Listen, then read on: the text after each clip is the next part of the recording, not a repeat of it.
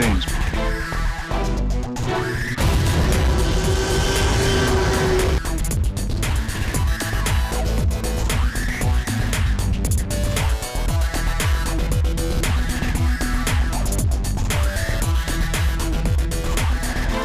That's what it is.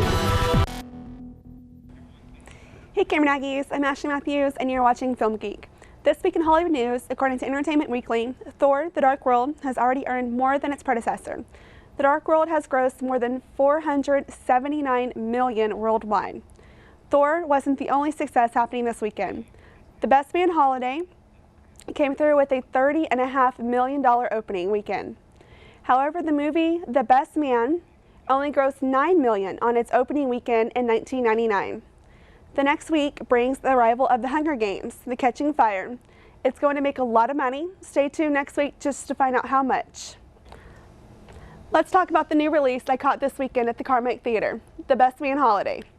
It's a comedy. This is a sequel to the 1999 movie The Best Man. The Best Man Holiday is about a group of college friends who reunite after 15 years during the Christmas holidays. You will see how friendship gets tested and loves are reunited. Let's take a look at the trailer.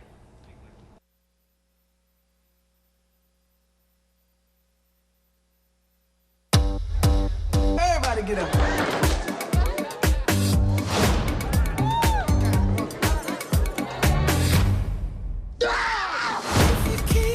I can't tell you how good it is to have all of us under the same roof again. Christmas in New York. It's gonna be great. How you doing? I'm Brian McDonald, Harper Stewart. Hi. Hey, baby. Brian McDaniels. I like to ski in Vermont. Shut up, Harper. I like dating chocolate girls. Was it a boy or a girl? We just wanted it to be a surprise. Oh, yeah? Harper's good for that. So, donde está el mistletoe? This is gonna be a long-ass weekend. We used to be best friends. You're my boy, and I miss you.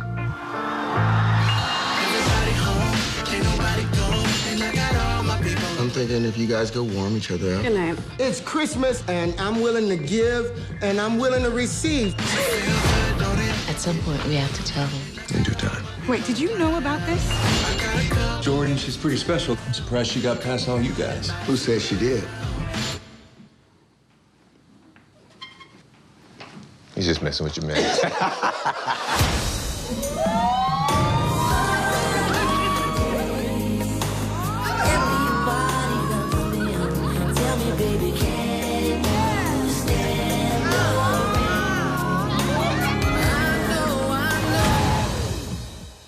You know what? You need help. Between your wife and your ex, it's like mob wives up in here. Oh, hell no. Ho, ho, ho!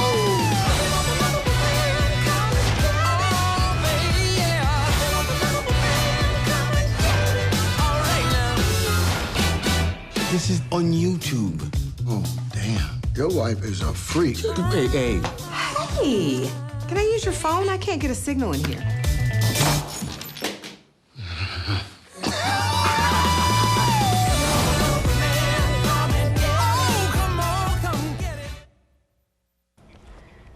This week I'm joined with Sid Starnes. Welcome, Sid. Thanks for joining me this week. Thank you. Sid, I know that the movie that we saw this weekend, The Best Man Holiday, was a sequel to The Best Man, which was almost 14 years ago. Did you remember any of that movie whenever we walked in? No, I did not. I don't even think I saw the first one, but I think if you went to go see this movie, I don't think you really needed to see the first movie. I think the writing was done well enough to where you wouldn't have to see the first movie to understand the plot. So they actually had been friends since college.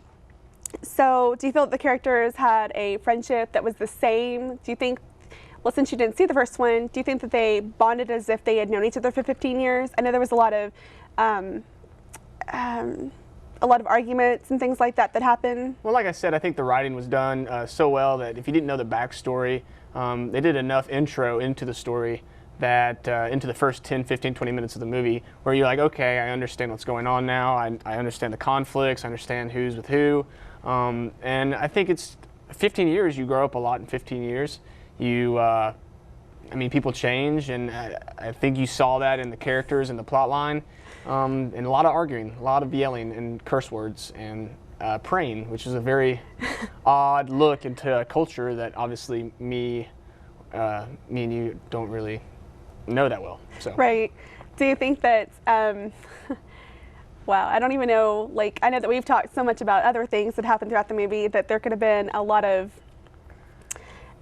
it's very, well, I think the thing that resonates with me the most is the fact African American, Caucasian, Asian, people still struggle with the same things. People generally have the same conflicts, interpersonal or just worldly conflicts.